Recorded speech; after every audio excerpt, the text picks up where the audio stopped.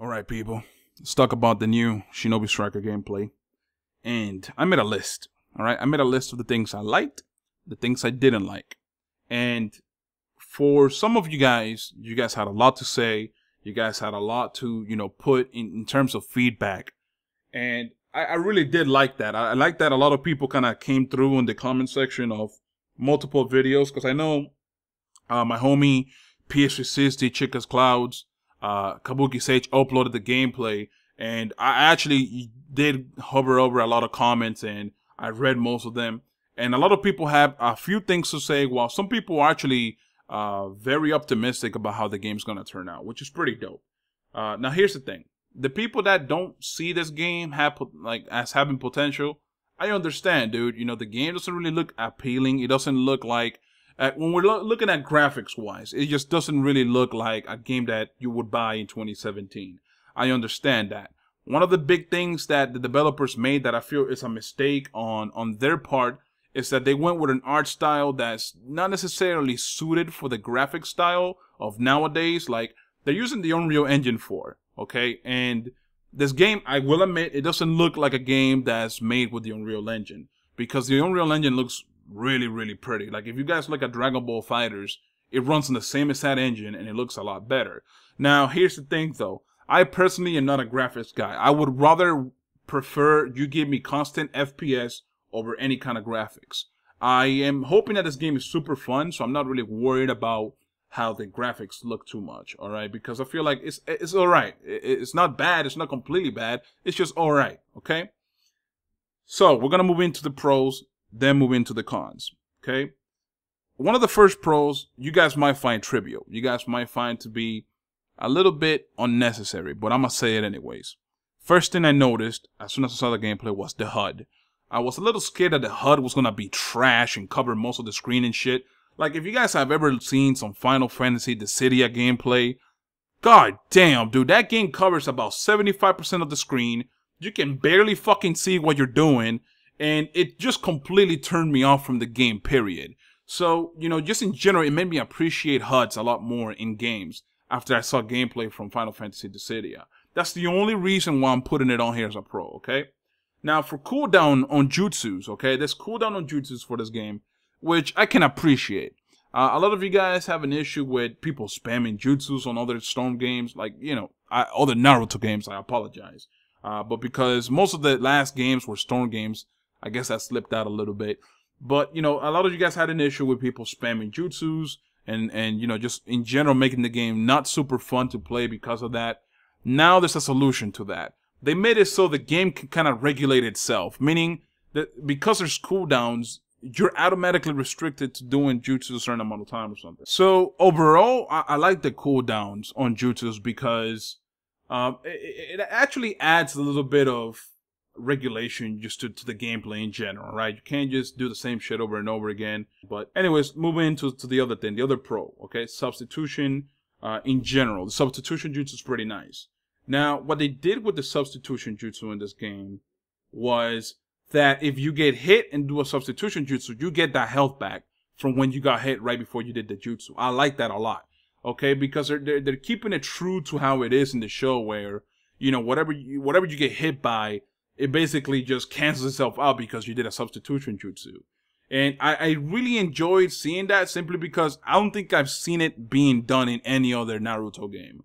Like, in other Naruto games, it was just like okay, you can disappear to behind your enemy and get an opening or whatever. But I never really saw it bring your health back. So just that in general kind of won me over a little bit. I'm not gonna lie. The last thing I have on my list of pros, okay, is the maneuvering. The way you move around the map is very solid. The way you do the wall climb is fucking flawless, to be honest. Like, they actually had a little part in the gameplay where they kept going up and down a wall into the ground, right? They kept going from the ground to the wall to the wall to the ground, and it was fluid. Like, there wasn't any kind of interchange while they were doing it or any kind of transition. It was just literally they walk as if they were walking on a stairwell or something. It was very nice. But not only that, but the characters also have this like thing where they can throw a kunai, let's say at a wall that's in front of them or a tree, and they can pull themselves into that tree and then walk on it. It's pretty nice. I really like that. By far, the best part, one of the best things in this gameplay was that. It was just seeing how fluid it is. And the first thing I started thinking about when I saw that was how amazing that shit's gonna look when you do things like capture the flag, where you actually have to constantly move from one end of the map to another, get a flag and go to another side of the map. I like that a lot, okay? And for those of you guys that didn't know, one of the biggest game modes that I'm expecting, that I'm really hopeful for is capture the flag, because it seems like it's going to be super hectic in a good way, super chaotic. It's going to be a lot of, maneuvering. There's going to be a lot of fighting. So I really do enjoy that. Okay, so we're going to move into the cons of this.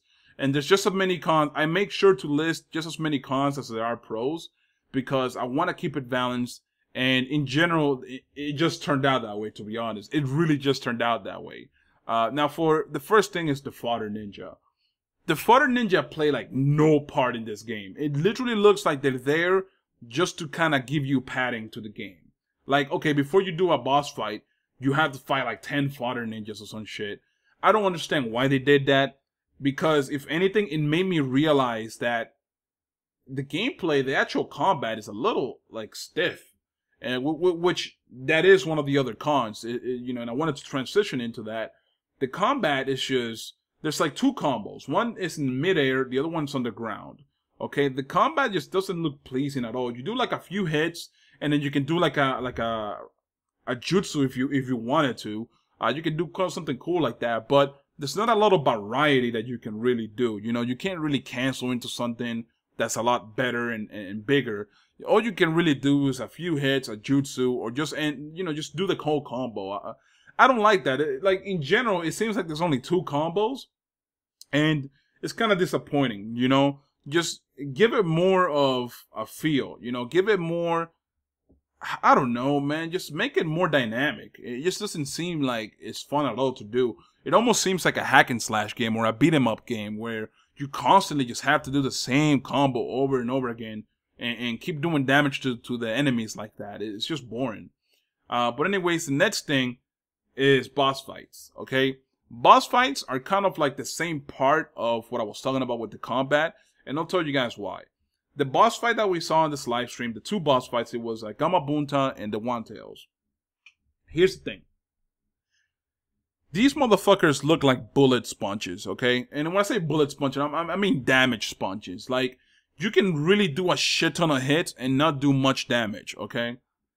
And they're just there. They're just standing there. I mean, they do a few things to defend themselves, but they really don't do much besides just sit there and take as many hits as possible. That shit did not look fun whatsoever. I have a suggestion that could possibly make the boss battles a little bit more fun to do, a little more enjoyable. Shit, man, make it more dynamic. Give the boss fights some kind of dynamic setting, okay? Make it to where instead of you fighting the Wantail off the bat, you gotta fight Gaara first. And then after you fight Gaara, he transforms into, half Shukaku mode Gaara. And then he goes into the Wantail. And then every time you do a certain amount of damage, they transform into this newer form with like a new pattern, okay? And then every time they have this new pattern, you gotta figure out a different way to apply damage to that boss. That would be a lot more fun to do in general, because of the fact that in this gameplay that we saw, holy shit, man. Literally, Shukaku does this thing where it's like a shield, where he surrounds himself around like a lot of fucking sand, and you can't really hurt him. But that's it. Other than that, dude, you can just wail on the motherfucker and do damage to him until he's dead. And because of the fact that there's only like two combos to do, it gets boring really fucking quickly because you're doing the same two combos. The one in midair and the one on the ground. So like I said, I'm really hoping that they change that. Even if you can add just one more combo and then make it a little bit better to basically do and not so stiff. Hey man, you got yourself some better combat right off the bat. Okay? Now, if they do add phases to a boss fight, that alone would make it a little just more bearable in general, dude, because at some point in time, you do enough damage to the Wantail and he gets dizzy and you can do more damage on him. But the way you do more damage on him is just so boring and tedious that it almost just falls flat on his face, okay? It's just not that fun, at least the way I saw it. The one thing I gotta say though, I'm not looking forward to this game mode at all. The one game mode that I'm really looking forward to is simply the domination looking one and the capture the flag. Capture flag being the #1 priority for me, okay? The last con that I have listed on here is the faces in general not having any kind of expression. Alright, I don't know if it's because the game is still early in development or only halfway done. I don't fucking know. The faces have no kind of expression to them. Naruto is always wide open, like his eyes are wide open 100% of the time. The man doesn't blink. The man doesn't really have any kind of expression shown in his face. It looks very, very weird, alright? It looks very, very stiff. And you guys have actually maybe noticed that I've been using that word a lot throughout this video. And that's because a lot of the things that are wrong with this game is that it is kind of stiff in a lot of areas, okay? Now, for the faces, I don't think it's too big of an issue simply because I can easily see them adding animations to the faces and all that, making that a little bit bearable, making that a little bit more like Naruto, because I've never seen Naruto just be fucking dead. Like, he literally looks like he's just dead, alright? He just has his eyes wide open, like he has no emotion and shit. He's just dead inside.